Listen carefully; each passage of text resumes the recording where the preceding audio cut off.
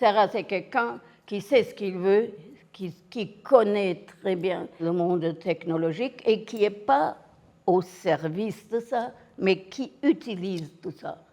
Et comme ça, il a fait, avec la matière que je pouvais lui donner, il savait qu'il va l'utiliser pour transposer dans son monde à lui, dans son royaume à lui.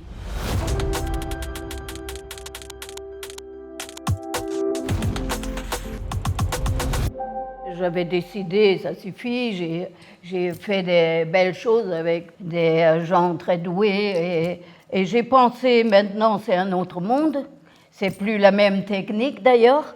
Et maintenant, j'arrête, c'est à la nouvelle génération de faire son travail, ses rêves, ses possibilités. Et c'est Sarah qui m'a appelée et qui m'a dit « J'aimerais travailler avec vous ».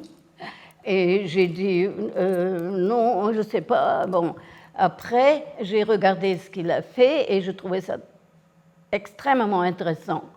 Mais pas du tout mon monde, c'était avec des gens qui ne sont pas acteurs et tout dans son village. Et c'était très fascinant. J'étais fascinant par sa lenteur dans le timing et dans le rythme qui était assez contradictoire avec notre époque. Et je me suis dit, c'est fascinant d'imposer un autre ton et arriver à fasciner qu'on écoute et qu'on regarde quand même. Et j'ai dit, bon, il est très fort. Bon, le cadeau de ma vie, il y avait la musique et il y avait mon père qui jouait plusieurs instruments. Je pense, comme petite fille malade, ce qu'on appelait plus tard asthme, mais à l'époque on ne savait pas. Mais aussi dans le chaos autour, on entend les bombes et tout, la musique est là.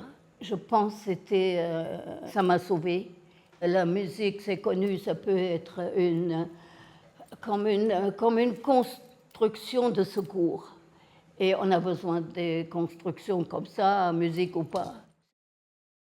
Je crois, je peux dire merci d'être là à Locarno, à ce festival, que ça me rend un peu nostalgique quand même, où j'étais beaucoup avec Daniel Schmid.